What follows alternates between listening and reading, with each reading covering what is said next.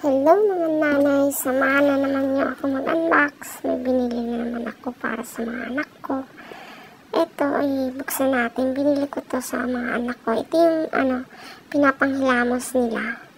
Dahil meron silang acne at pimples.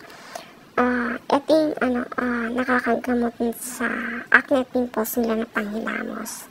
Ito din kasi yung sinabi sa amin ng derma na ipapanghilamos nila.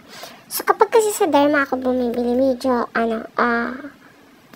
mahal siya, kaya bumibili na lang ako sa labas, online din. Ito, 2 bote yung binili ko, medyo mura lang. Ngayon kung gusto niyo subukan, mag-comment lang kayo para ibigay ko sa inyo yung link kung saan ko ito binibili. Nakailang bili na din ako dito sa store nila. Suki na nila ako kasi ito na talaga yung pinapanghilamos ng mga bata. Ito, napaka-secure din ng packaging nila kasi nga panghilamos siya, facial wash. So, liquid. So, may chances siya na mabubos. So, talagang sinisecure nila yung package na hindi talaga siya mabubos. So, ito buksan natin. Talagang nakasecure talaga kinakarton para hindi mabasag, hindi mabuhos, and plastic naman, hindi babasagin yung lagayan. Ito,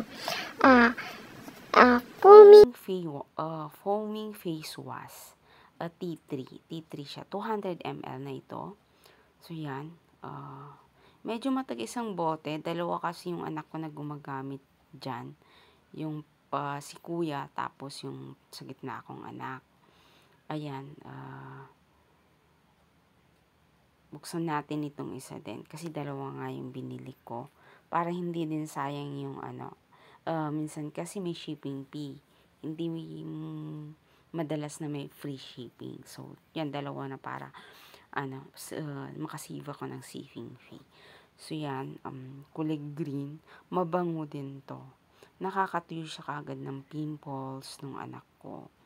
Pero may ginagamit pa silang iba, yung isang cream yung nasa in-unbox ko din nung nakaraan, at saka yung toner. So, 3 yung ginagamit nila. Ito yung panghilamos, then gagamit sila ng toner, and then at saka nung cream. Kaya kung gusto niyo makita yung cream at saka yung toner na ginagamit doon sa mga iba kong unboxing nandoon, pwede niyo siyang panoorin. Ngayon, kung gusto niyo makuha yung mga link, comment lang kayo para ibigay ko sa inyo yung link kung gusto niyo subukan sa mga anak nyo.